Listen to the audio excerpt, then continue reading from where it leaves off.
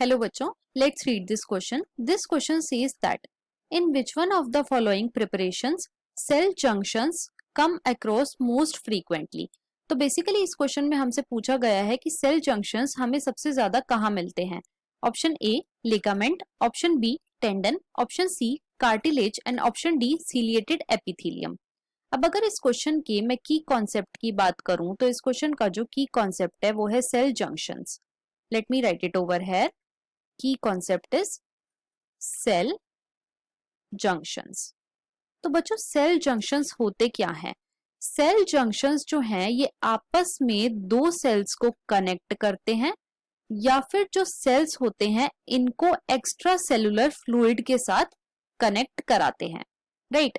और जो cell junctions हैं ये प्रेजेंट होते हैं in neural tissue, in muscular tissue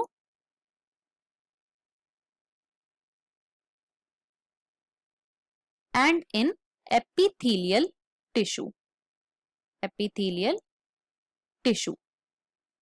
लेकिन ये एब्सेंट होते हैं in connective tissue. They are absent in connective tissue, right? अब जो सेल जंक्शंस हैं ये कई सारे टाइप के हो सकते हैं, जैसे कि there can be tight junctions, there can be adhering junctions,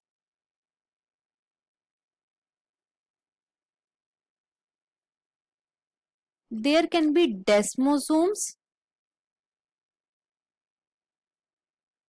there can be हेमीडेस्मोसोम्स,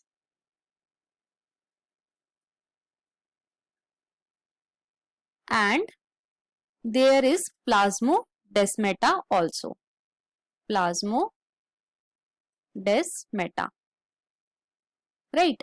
अब हम अपने ऑप्शंस को चेक करते हैं. तो ऑप्शन ए में हमें गिवन है लिगामेंट. ये रॉन्ग है. क्यों? क्योंकि लिगामेंट क्या है? लिगामेंट एक कनेक्टिव टिश्यू है जो कि दो बोन्स को आपस में कनेक्ट कराता है.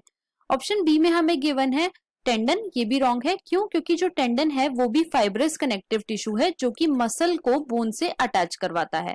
ऑप्शन सी में हमें गिवन है कार्टिलेज. ये भी रॉन्ग है क्योंकि कार्टिलेज भी कनेक्टिव टिश्यू है और कनेक्टिव टिश्यू में बच्चों सेल जंक्शंस एब्सेंट होते हैं. ऑप्शन डी में हमें गिवन है सीलिएटेड एपिथेलियम, जो कि बिल्कुल करेक्ट है. क्यों? क्योंकि एपिथेलियम टिश्यू में हमारे सेल जंक्शंस प्रेजेंट होते हैं. तो हमारा यहाँ पे जो फाइनल आंसर हो जाता है वो है option number D. So the final answer of this question is option number D, that is ciliated epithelium. I hope you understood it well. Best of luck.